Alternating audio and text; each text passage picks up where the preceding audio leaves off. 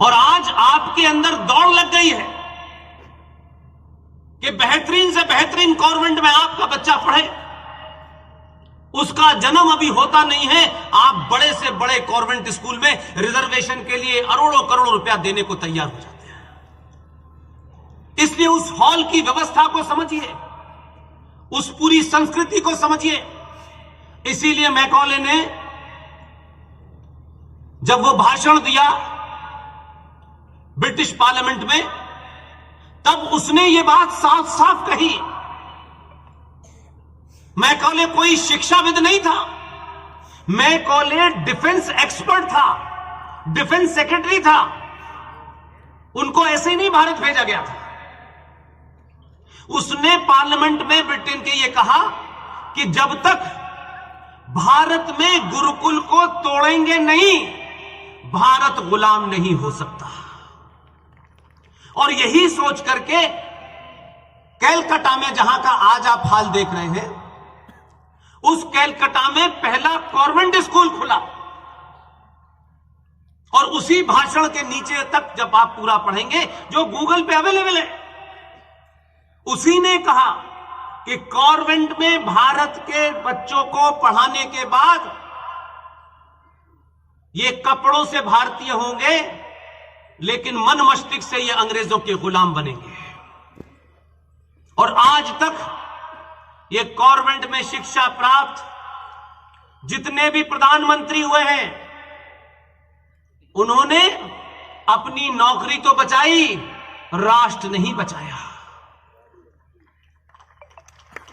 इसलिए मार्कशीट, आप अपने बच्चे को सीईओ बनाना चाहते हैं, अमेरिका भेजना चाहते हैं, करोड़ों के पैकेज पे भेजना चाहते हैं, कभी अपने दिल पे हाथ रख के कहिए, जीवन में पैसा सब कुछ नहीं है।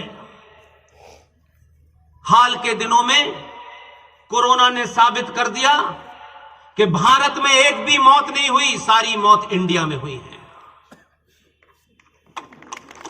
ध्यान रखिएगा। इसलिए यह मत समझिए, प्रकृति ने आपको समझाया, अपने रूट्स पे वापस लौटिए। बोरिस को भी देखा हमने और ट्रंप को भी देखा, दूर से ही नमस्ते करने लगे। समझ में आ गया कि हाथ मिलाने से बीमारी भी आती है। अच्छी खासी आप नमस्ते कर रहे थे, आपने अंग्रेजों से बड़ा हाथ मिलाया, बीमारी घर में आ गई, 200 साल तक यहां रहे। समय समय पर यह घटनाएं आपको अपने होने का, अपनी जड़ों की तरफ ले जाने का कई बार इशारा करती हैं, लेकिन हम इस तथाकथित आधुनिकता के अंदर पागल हुए जा रहे हैं, एक दूसरे से कंपटीशन कर रहे हैं। हम जिस तरफ भाग रहे हैं उसका कोई अंत हमें नजर नहीं आता।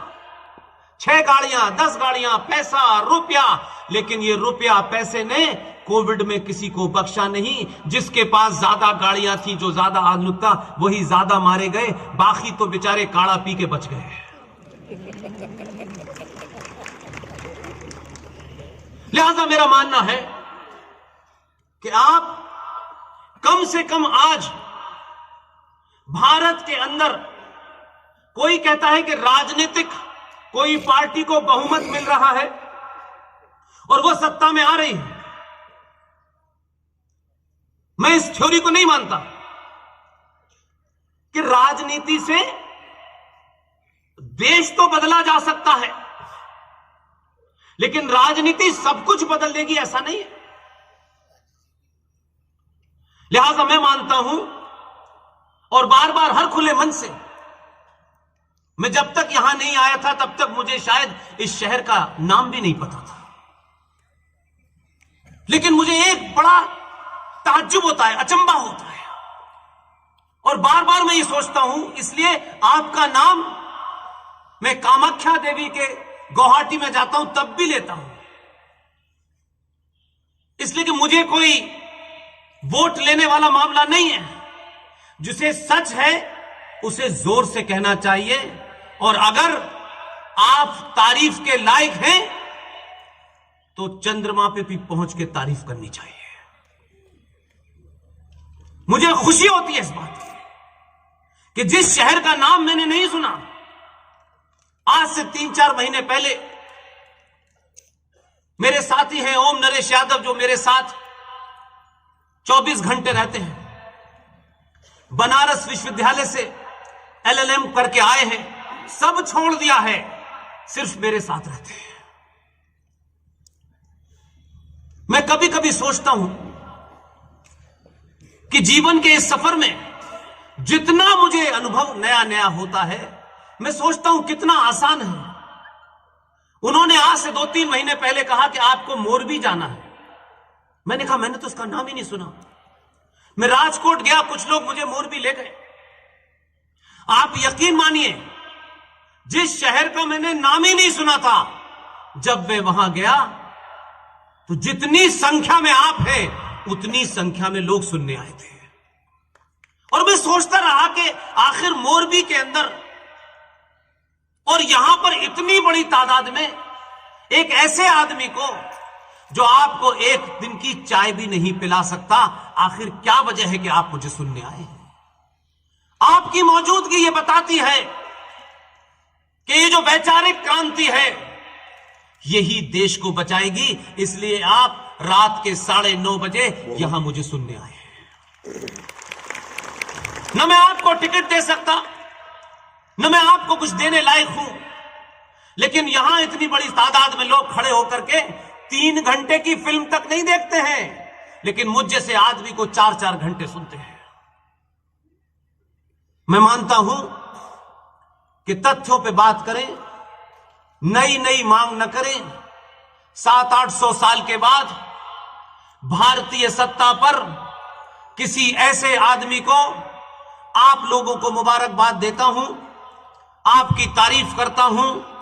आप मीठा खाना जरूर खाते हैं, आप फौज में भर्ती नहीं होते हैं, यह बताया गया मुझे। फौज में भर्ती होने से कुछ होता हो न होता हो, फौज में भर्ती होने के लिए बहुत है, लेकिन आप बहादुर पैदा करते हैं, यह सबसे बड़ी बात है। इसलिए पूरे देश में एक वैक्यूम था कि आखिर इस देश को लगातार एक से एक महान महान प्रधानमंत्री मिले। कोई 19 साल रहा, कोई 4 महीने रहा, कोई 6 महीने रहा, कोई 20 पार्टियों के समर्थन में रहा, लेकिन क्या बात है कि 95 करोड़ सनातनी अपना एक नेता पिछले 70 साल में नहीं चुन पाए। आप बहुत बड़े दिल वाले लोग हैं, आपका दिल बहुत बड़ा है। मैं तो उत्तर प्रदेश से आता हूं, वहां सीटें जरूर उत्तर प्रदेश में 80 हैं, लेकिन राजनीतिक तौर पे लोगों का दिल बड़ा छोटा है। हम दुनिया में एक किसी को छोटी सी चीज नहीं दे सकते। हम देने में 1000 तरीके के सवाल अगर मगर करते हैं। आप इसलिए मुबारकबाद के मुस्तहक हैं कि 15 साल तक आपने एक आदमी को खूब ट्रेनिंग दी, सारे किस्म के ऑपरेशन कैसे करने चाहिए, उन ऑपरेशन में किसका ऑपरेशन कैसे करना चाहिए, कब किस तरह से करना चाहिए, उस ट्रेनिंग दे करके 15 साल में आपने कहा गुजरात के लोगों का ख्याल रखने के लिए बहुत है, तुम्हारी जरूरत पूरी हो गई है, तुम दिल्ली जाओ। इस सिलसिले को बंद मत होने दीजिए, अभी आपकी जिम्मेदारी ज्यादा है। जब तक ये होड़ भारत के 29 राज्यों में न लग जाए कि हमें इससे बड़ा पैदा करना है, तब तक इस सिलसिले को बंद मत होने दीजिए। आपने उसकी जाति नहीं देखी, आपने उसकी डिग्री नहीं देखी, आपने देखा कि यह आदमी जो लोग जो भाषा समझते हैं उसमें जवाब देना जानता है, और उससे भी ज्यादा इसलिए आपको मैं धन्यवाद इस धरती को करता हूं, जो मैं कल से काका जी को देख रहा हूं, ऐसे योद्धा पैदा कीजिए। आपने ये सिलसिला पूरे देश को बता दिया है और यह डरा दिया है कि अगर 14 वाला कमजोर पड़ा तो 19 में उससे भी घोर भेजेंगे।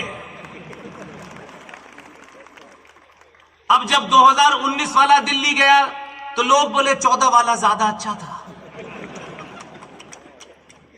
अब उनको समझ में आया है कि गुजराती मीठा खाना नहीं खाते, जरूरत पड़ती है तो बड़ा कड़वा आदमी भेजते हैं। और यह बात इसलिए कह रहा हूं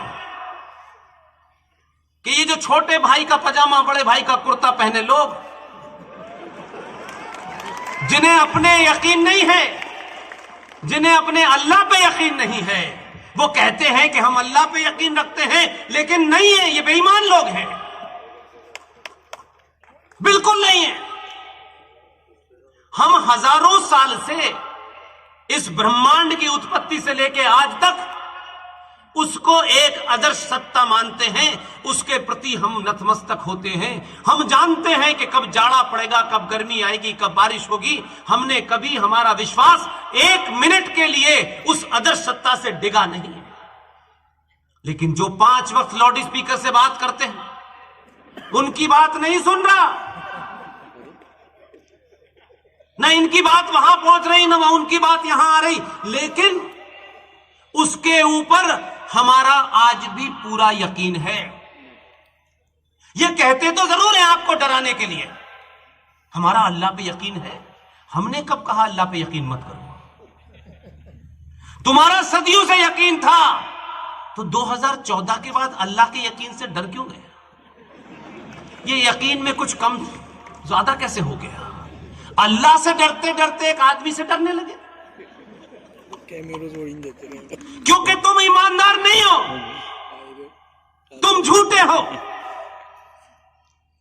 अल्लाह ने जब तुम्हें नीचे भेजा था तो तुम्हें कुछ डायरेक्शन और हिदायत, कुछ इंस्ट्रक्शन दिए थे, और साफ साफ है, इसमें कोई कंफ्यूजन नहीं है कि कौन से सूरा में और कौन सी आयत में लिखा हुआ है। तुम बेईमान हो, तुमने हमें नहीं, तुमने अल्लाह को धोखा दिया है। अल्लाह ने फरमाया कि मैं तुम्हें इस जमीन पर भेज रहा हूं, मेरे बताए रास्ते से अगर तुम हटे तो अल्लाह फरमा रहे हैं, अगर तुमने मेरी बात नहीं मानी, जीवन जीने के जो तरीके मैंने बताए हैं, अगर तुम उस रास्ते से हटे तो मैं इसी धरती पर लोग भेजूंगा जो तुम्हें रास्ते पे ले आएंगे। हमारा उस पर यकीन है, उसने जो फरमाया वो काम पूरा कर रहा है। तुम मान नहीं रहे थे, पूरी दुनिया में कत्लो गारत कर रहे थे, तुम गर्दन पे तलवार रख करके उस सनातनी विश्वास को तोड़ रहे थे जो प्राकृतिक था। वो नाराज हुआ तुमसे, कई बार तुम्हें समझाने की कोशिश की, तुमने समझा कि शायद अल्लाह की बात अब हम क्यों माने, अब तो हम अल्लाह से बड़े हैं। उसी अल्लाह ने 2014 में भेजा है। तुम तब भी नहीं माने, तुमने उसकी मुखालफत करते हुए, उसका विरोध करते हुए जगह जगह धरना प्रदर्शन दिया। कुछ लोग अमेरिका चले गए, इसे वीजा मत दो, ये कातिल है, ये 2002 दंगों का मास्टरमाइंड है। अल्लाह ने कहा यही तुम्हें समझा सकता है, इसलिए भेजा है। 14 से 19 तक कुछ बुद्धिजीवी जो हैं हमारे देश में, जिनकी बुद्धि नहीं होती, वो ये समझते हैं कि वही देश चला रहे हैं, उनका स्वार्थ ही सब कुछ होता है। उन्होंने अवार्ड वापस कर दिए, जो सरकार ने दिए उन्होंने अवार्ड वापस कर दिए। लेकिन 15 साल की ट्रेनिंग वाले ने कहा, खामोश रहा जब अवार्ड वापस हो रहे थे। हम सब आप कह रहे थे कोई जवाब क्यों नहीं देता है। 3 साल के बाद अवार्ड वापस करने वालों के पास अवार्ड ही नहीं बचे।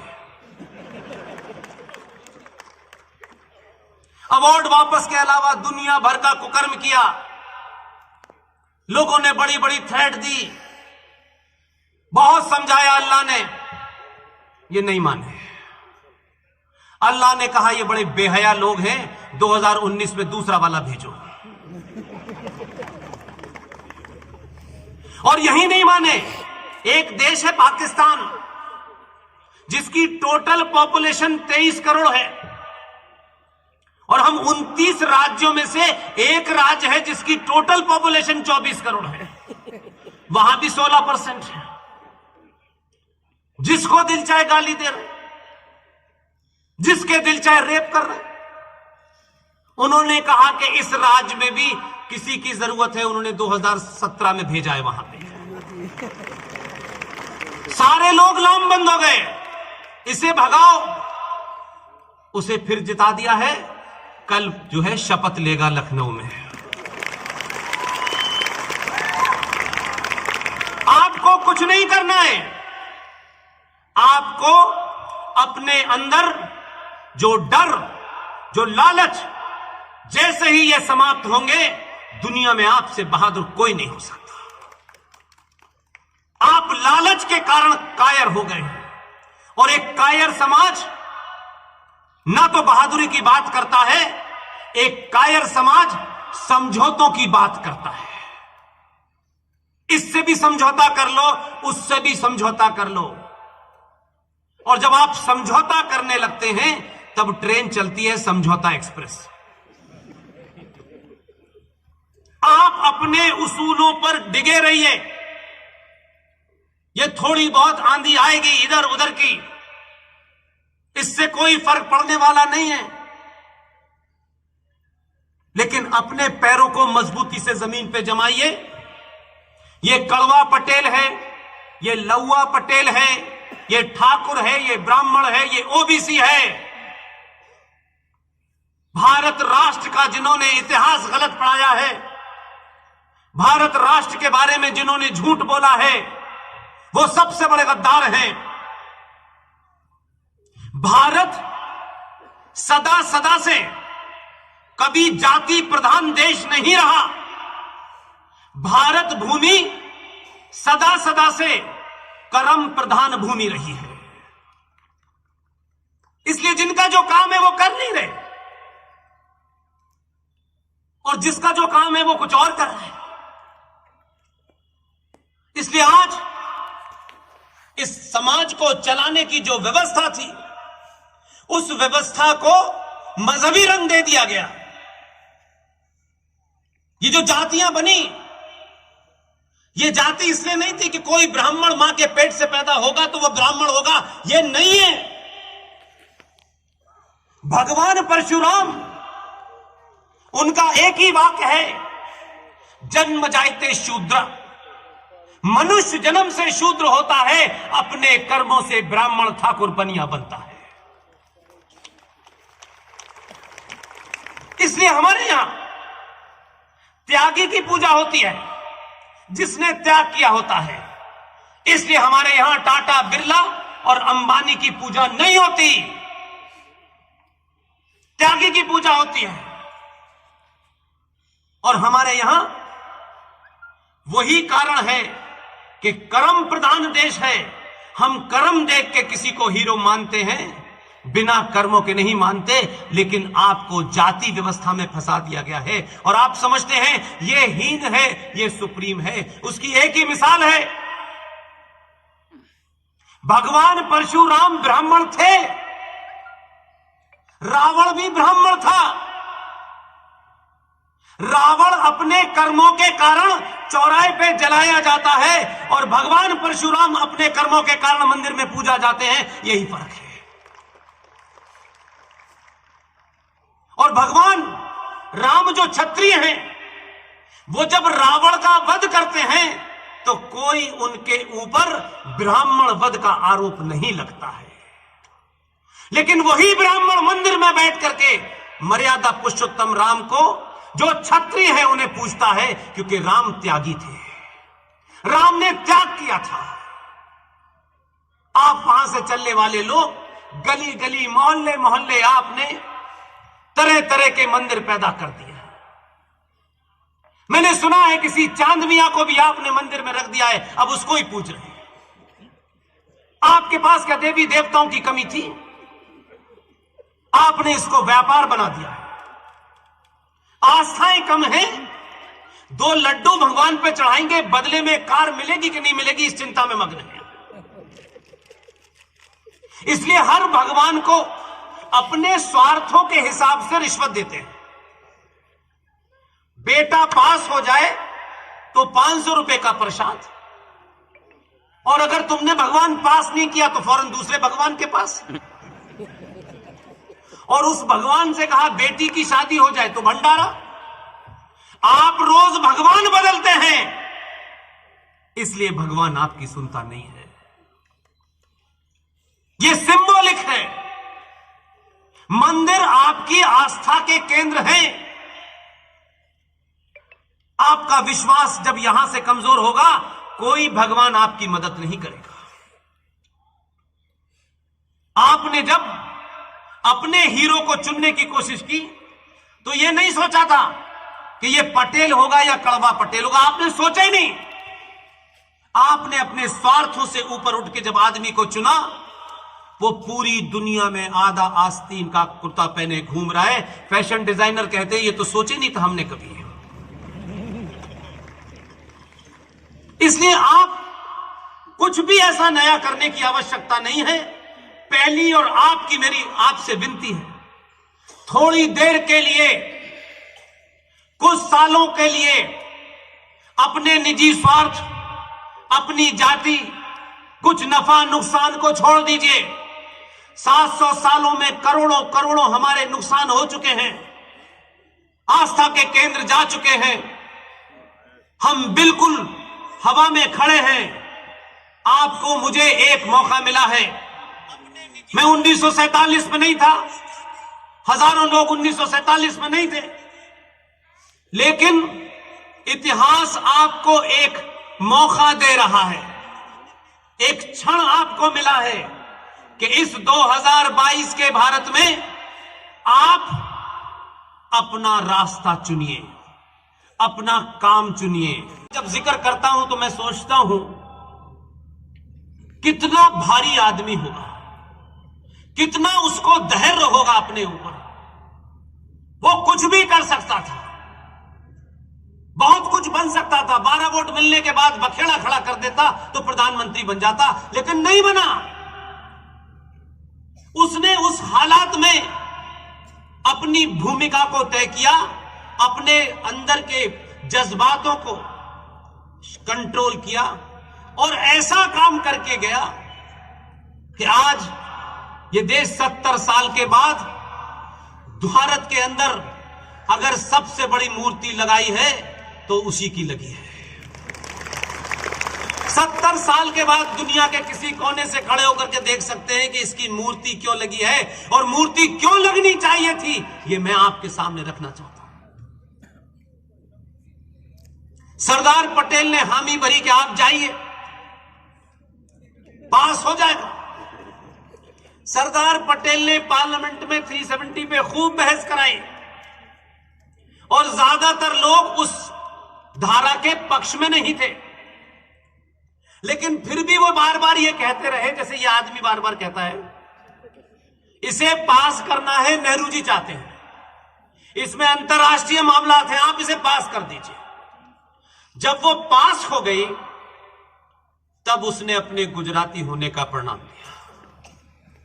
पास होने के बाद उन्होंने उसी सभा में कहा कि ये मैं जानता हूं कि धारा 370 के खिलाफ बहुत सारे लोग हैं, आपने मेरा मान रखने के लिए, नेहरू जी की बात को पूरा करने के लिए इसे पास कर दिया, लेकिन मैं इस धारा के विरोध में जो आपके तर्क हैं, जो आपकी लॉजिक है, मुझे उसका भी ध्यान रखना है।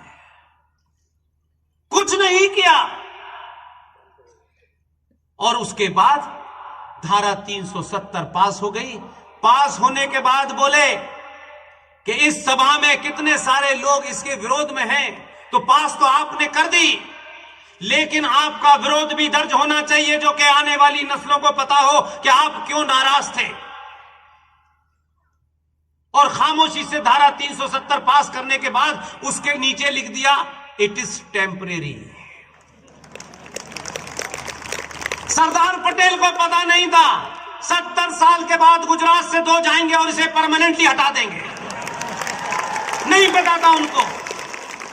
इसे युग पुरुष कहते हैं कि वो 100 साल के बाद भी उनको मालूम था कोई ना कोई आएगा, ये टेम्परेरी को परमानेंटली तो हटाना है, बस इतना ही करना था। हट गई। इसलिए बड़े काम करने के लिए उसका फल हमें आज अभी इसी जीवन में मिले, मैं ये मानता हूं नहीं। आप अपना काम करके चले जाइए। आपने अगर ईमानदारी से करा है तो आज मेजर जनरल जीडी बख्शी की जेर क़यादत में, उनके नेतृत्व में एक मुहिम चली। कर्नल RSN सिंह, सुशील पंडित, प्रोफेसर कपिल कुमार, ललित अंबरदार, ये तमाम, प्रोफेसर पवन सिन्हा, ये 10-12 लोग जिनका किसी राजनीतिक दल से कोई लेना देना नहीं है।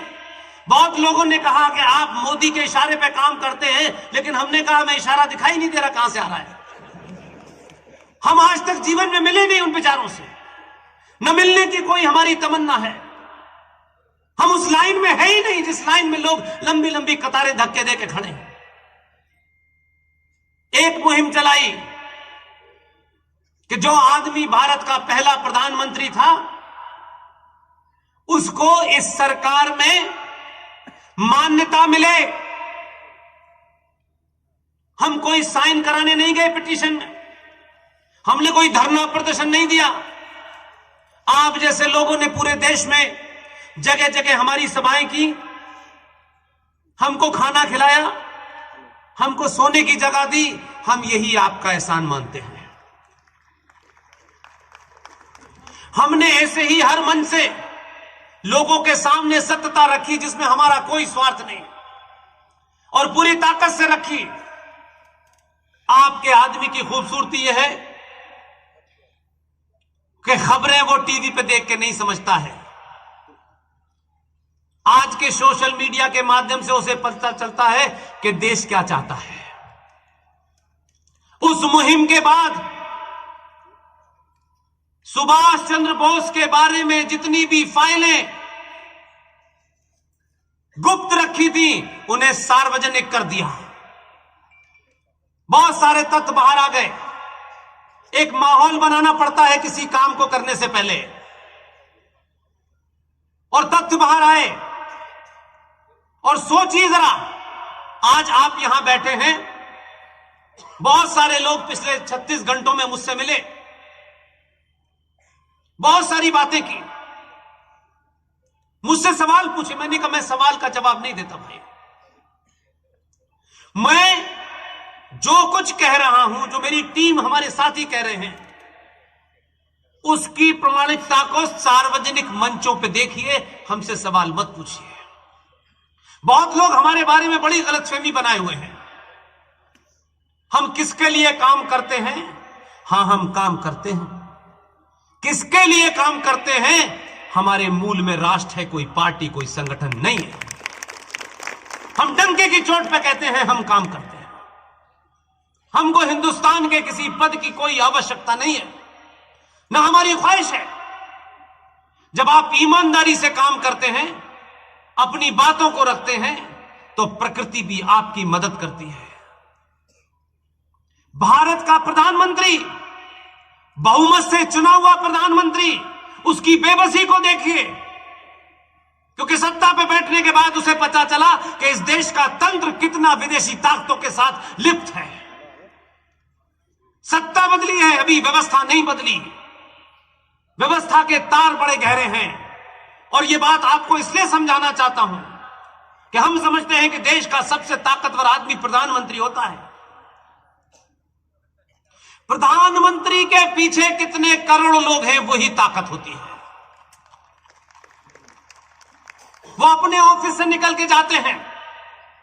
उन्होंने अनाउंस किया, पब्लिकली अनाउंस किया कि ये जो लाल किला है, जहां हर बार आप एक प्रधानमंत्री को 15 अगस्त के दिन देखते हैं, भारत के इतिहास में पहली बार भारत का प्रधानमंत्री लाल किले पे 15 अगस्त से पहले भी गया। अपनी कार से निकला प्रधानमंत्री निवास से, और उसने एक ट्वीट किया। और ट्वीट क्या किया उसने कहा कि मैं 21 अक्टूबर को लाल किले पर सुभाष चंद्र बोस की जो तमन्ना थी, जो ख्वाहिश थी, जो उनकी चाहत थी कि लाल किले पे झंडा फहरे, और 21 अक्टूबर 1943 को उस संयुक्त भारत में आजादी की पहली घोषणा करने वाले सुभाष चंद्र की उस डेट को 21 अक्टूबर को प्रधानमंत्री अपने कार्यालय से निकल करके जब कार में बैठता है, एक ट्वीट करता है।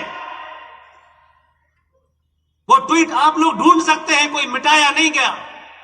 एक लाइन से पता चल सकता है कि भारत की व्यवस्था में, इस देश में करोड़ों गद्दार व्यवस्था में बैठे हुए लोग कितने खतरनाक हो सकते हैं। पूर्ण बहुमत से जीता हुआ प्रधानमंत्री, उसने लिखा कि मैं लाल किले पे झंडा फहराने जा रहा हूं, लेकिन मुझे मालूम है कि लोग मेरे बाल नोच लेंगे। आप सोचिए कि वो तंत्र कितना मजबूत था। विदेशों से लेकर चारों तरफ, अभी आपने बीच में देखा होगा, जैसे जैसे वो आगे बढ़ रहा है, जैसे जैसे सनातन की खोई हुई उस असीमता को स्थापित कर रहा है, वो ताकतें कभी शाहीन बाग पे बैठती हैं, कभी किसान आंदोलन के नाम पे बैठती हैं। ये देश भर में जो व्यवस्था के अंदर लोग बैठे हुए थे, उनको उठाया जा रहा है, इसलिए ये गड़बड़ हो रही है। लेकिन खुशी है, सुभाष चंद्र बोस के परिवार में कौन बचा, कौन नहीं बचा, किस पार्टी से किसने टिकट लिया, यह महत्व नहीं है। उसको समझ में आ गया कि भारत के असली पुरुषार्थियों को अगर स्थापित कर दोगे तो यह समाज कायरों की पूजा करना बंद कर देगा।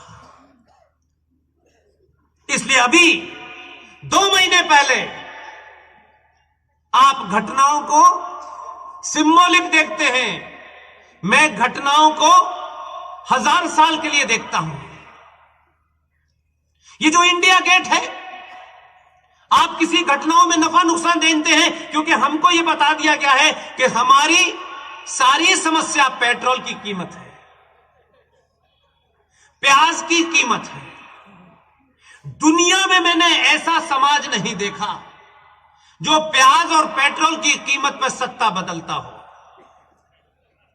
सॉरी, हम अपने आप को इतने हीन भावना से ग्रस्त हैं, इंफिनिटी कॉम्प्लेक्स से ग्रस्त हैं, कि हम ये समझते हैं कि सारे जेंटलमैन टाई लगाते हैं। टाई लगाया हुआ आदमी सबसे ज्यादा मक्कार होता है। ये सिंबॉलिक है, उसको उसमें मत लीजिए। आपको बताया गया कि भारत बहुत बैकवर्ड है, भारत में जेंडर जस्टिस नहीं है। यह कौन बता रहा है? जो 244 साल से दुनिया की सबसे पुराना लोकतंत्र की दुनिया को ज्ञान देते हैं, बहुत आधुनिक है, बहुत तरक्की की है, सिलिकॉन वैली बना ली, ये बना लिया, वो बना लिया। हमारे बड़े भाई आपके बीच में यहां आए हुए हैं अहमदाबाद से, अरुण पटेल जी अमेरिका में रहते हैं, आपके अहमदाबाद के हैं, लेकिन जब तक ये अहमदाबाद का पानी न पी ले इन्हें मजा नहीं आता अमेरिका में, बीच बीच में आ जाते हैं। वही अमेरिका आपको ज्ञान दे रहा है कि भारत की महिलाओं के साथ में अत्याचार होता है, अनाचार होता है, इन्हें बराबरी का दर्जा नहीं। 244 साल में उस अमेरिका ने जो महिलाओं की बराबरी की बात कर रहा है, एक बार भी हिम्मत नहीं हुई कि राष्ट्रपति किसी महिला को बना पाता। हमसे जेंडर जस्टिस की बात करने वाले लोग, इतनी लंबी हम कालखंड में गुलाम रहने के बाद भी हमारे देश में एक महिला ने 16 साल तक प्रधानमंत्री का पद संभाला। हमारे देश में एक महिला ने 5 साल तक राष्ट्रपति का पद संभाला। जो हमें जेंडर जस्टिस की ज्ञान दे रहे हैं, महिला के कपड़े उतार करके टेलीविजन पे उससे विज्ञापन कराना जेंडर जस्टिस नहीं है। महिला को शो बॉय की तरह बेचना यह जेंडर जस्टिस नहीं है।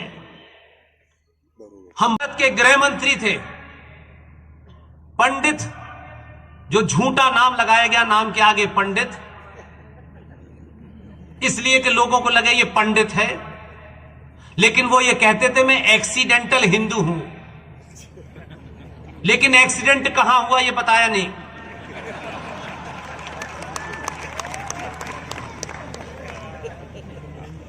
उन्होंने सही बात किसी गलत आदमी से कहती है और वो ये समझ रहे थे, उनको अंदाजा नहीं था कि जो कम बोलता है वो कितना गंभीर घाव करता है। उन्होंने कहा 15 अगस्त 1947 को जब भारत की आजादी की घोषणा होगी तो संसद में वंदे मातरम गाया जाएगा। वंदे मातरम के बारे में आपको एक तथ्य बताना चाहता हूं। 1937 में अली मोहम्मद जिन्ना, मौलाना अबुल कलाम आजाद, रफी अहमद किदवई, ऐसे कई मक्कारों ने मिलकर के पंडित जी के पास गए। पंडित जी से कहा कि ये जो वंदे मातरम है, इस वंदे मातरम के अंदर सनातनी हिंदुओं के देवी देवताओं का नाम आता है और इसे हमारे पढ़ने से हमारी भावनाएं आहत होती हैं, लिहाजा हम पूरा वंदे मातरम नहीं गाएंगे। चाचा नेहरू तो एक्सीडेंटल हिंदू थे। उन्होंने कहा ठीक है, समझौता हुआ और समझौते के तहत कहा गया कि वंदे मातरम का सिर्फ ऊपर का एक पैराग्राफ पढ़ा जाएगा। बात खत्म हो गई। ये 37 का कांग्रेस पार्टी और मुस्लिम लीग के नेताओं के बीच में यह समझौता हुआ और कांग्रेस के अंदर जितने मक्कार मुसलमान थे सब इसी की बात करते, नहीं हमारी भावनाएं आहत हो रही हैं, इनकी भावनाएं या पता नहीं क्या है। सरदार पटेल से गलती से कहा नेहरू ने कि आजादी जिस रात में घोषित होगी, 14 तारीख की रात को जब मैं अंग्रेजी में भाषण दूंगा, क्योंकि भारत के लोग हिंदी नहीं जानते हैं, उसके बाद भारत की पार्लियामेंट में वंदे मातरम गाना है। सरदार पटेल कोई काम चिल्ला के नहीं करते थे, ये भी नहीं करता है। ये जब हो जाता है तब कहते हैं अच्छा दर्द हो रहा है, अच्छा अच्छा अच्छा, तब पता चलता है ये दर्द क्यों हो रहा है। सरदार पटेल ने हामी भरी और फिर सरदार पटेल ने देश के सबसे बड़े संगीतकार को एक टेलीग्राम किया और टेलीग्राम में, वो उस समय मद्रास में थे, उनको टेलीग्राम भेजा गया और कहा कि आपको 14 अगस्त की रात को दिल्ली की संसद में जब देश की आजादी की घोषणा होगी तो आपको वंदे मातरम गाना है। आप सोचिए जरा,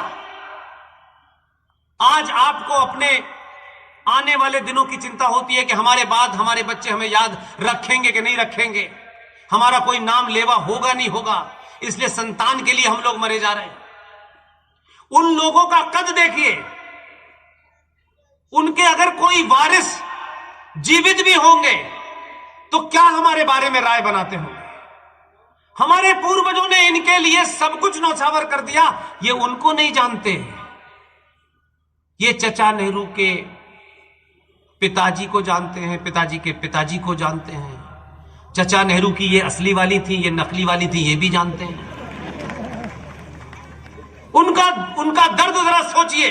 हम और आप कभी उनकी जगह अपने आप को खड़ा करके देखेंगे तब हमको पता चलेगा कितनी तकलीफ होगी। सरदार पटेल ने जिन साहब को टेलीग्राम भेजा था, उनके लेटर पैड पे उस समय की लैंडलाइन का नंबर था। उन्होंने लैंडलाइन पे नंबर किया। सरदार पटेल के सेक्रेटरी ने उठा करके कहा कि कोई साहब आपसे मद्रास से बात करना चाहते हैं। उन्होंने अपना नाम बताया और कहा सरदार साहब आपका टेलीग्राम मुझे मिला है, आपका आदेश है कि मैं भारत की संसद में आजादी वाले दिन वंदे मातरम गाऊं। उनका कद देखिए, उनका विजन देखिए। आज उनके लोग कहीं पार्लियामेंट में नहीं है, कहीं तस्वीर नहीं लगी। उस आदमी ने सरदार पटेल से 2 टूक टेलीफोन पे बात की, आपका निमंत्रण मुझे स्वीकार है, लेकिन मेरी एक शर्त है, आज का कोई होता तो बीवी को किसी यूनिवर्सिटी का चेयरमैन बनवा दो और मुझे राज्यसभा दे दो, जो कहोगे गा दूंगा। उस आदमी ने कहा मेरी शर्त इतनी है कि मैं खंडित भारत में खंडित वंदे मातरम नहीं गाऊंगा, 9.5 मिनट का 22 पंक्तियों का पूरा गाऊंगा, मेरी शर्त मंजूर हो तो मुझे बताइए। सरदार पटेल ने एक लफ्ज नहीं कहा, बस कहा आप आ जाइए। उन्हें बुला लिया, रात में ट्राइन विन डेस्टिनी की जो अंग्रेजी की भाषण दे रहे थे वो उन्होंने पूरा भाषण दिया। सरदार पटेल ने उस संगीतकार की तरफ देखा, कहा कि आपको जाना है, जानते हैं उनका नाम क्या है? उस संगीतकार का नाम था पंडित ओंकार नाथ ठाकुर। यह इसलिए बोलता हूं कि अगर उनका कोई वंशज हो तो उसको यह लगे कि कोई है जो याद करता है मेरे बाप दादा को। पंडित ओंकार नाथ ठाकुर आजाद भारत की पार्लियामेंट में बैठे, राग में उन्होंने 9.5 मिनट में 22 पंक्तियों का पूरा वंदे मातरम गाया। मेरा सवाल आपसे है, आजाद भारत की पार्लियामेंट में जो हुआ वो मुझ पे मान्य है कि 2 चाटुकारों के बीच में कोई समझौता हुआ, वो मुझ पे मान्य है। इसलिए इन 2 बिटियाओं ने पूरा वंदे मातरम गाया है। ये पूरा वंदे मातरम गाना भारत की संसद के अंदर, आजाद संसद के अंदर उसका मान रखा गया जिस आदमी ने पूरा संसद के अंदर वंदे मातरम गाया है। और आप देखिए बदलाव, आप सब लाइव टेलीविजन पे देखते हैं। उत्तर प्रदेश में एक जगह है मुरादाबाद के पास, एशिया में सबसे लोएस्ट लिटरेसी रेट है। वहां से एक टोपी वाला आता है संसद में, कई साल से आ रहा है। वो आदमी आता है संसद के अंदर, किस पार्टी का है ये महत्वपूर्ण नहीं है, उसकी मानसिकता की बात बता रहा हूं। भारत की संसद में आपने ऐसे बौने चुने थे जिसमें आपके लोग भी शामिल थे आज से 14 से पहले। ये मत कहिए बड़े महान थे। संसद का सत्र समाप्त होता है, पार्लियामेंट की परंपराओं के अनुसार वंदे मातरम गाया जाता है। वो तिरछी टोपी लगाने वाला संभल का एमपी मक्कार शफीकुर रहमान बर्क जैसे ही वंदे मातरम शुरू होता है, उठ के संसद के बीच में से जाता है, ये दिखाने के लिए कि मैं इसे नहीं मानता। कोई नहीं बोलता था,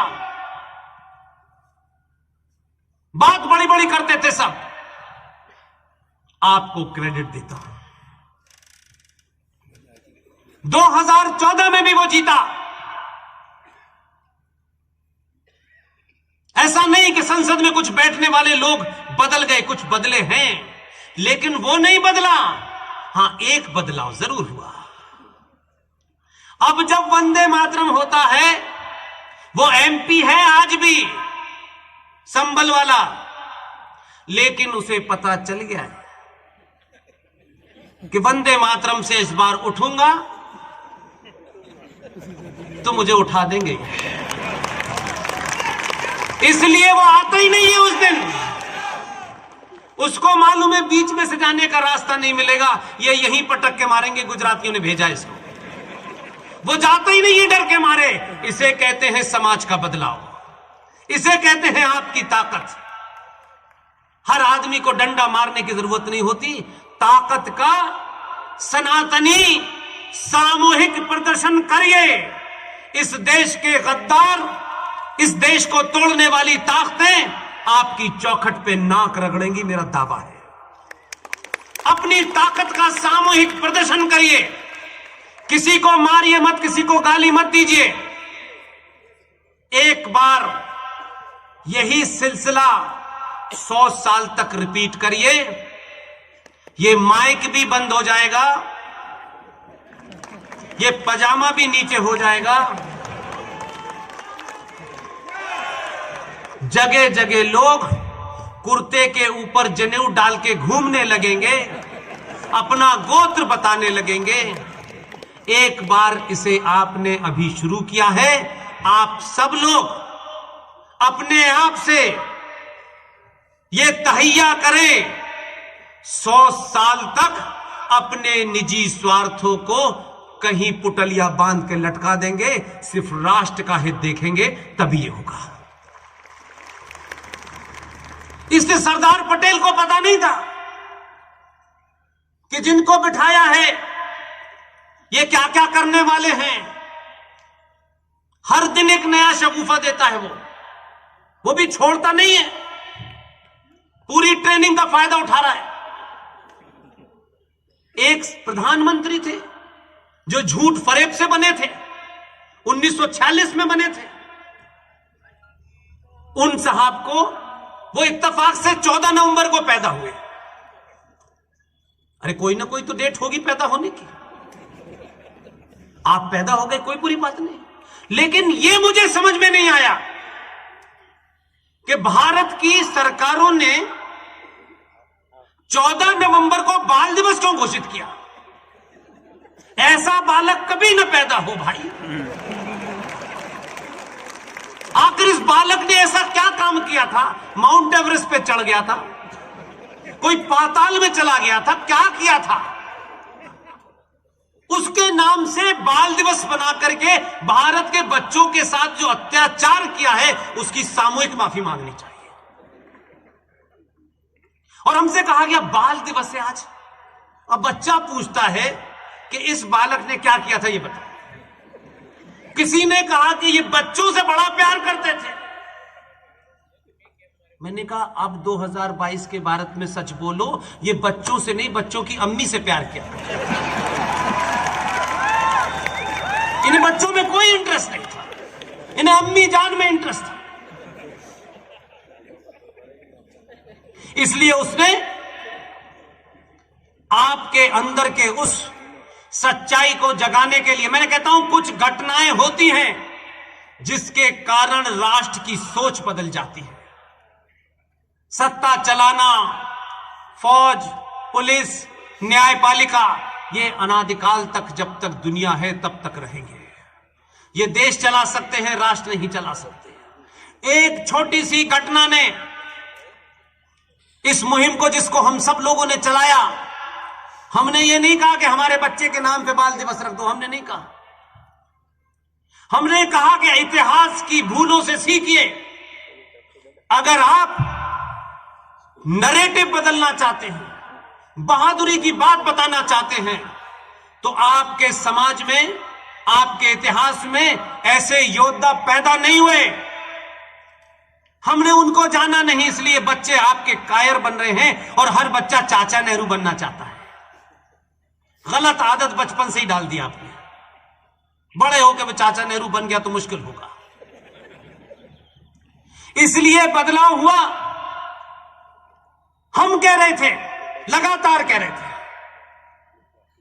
सत्ता में जो कुछ करना है करिए, लेकिन राष्ट्र की सोच बदलने के लिए आपको अपने आइकॉन बदलने होंगे।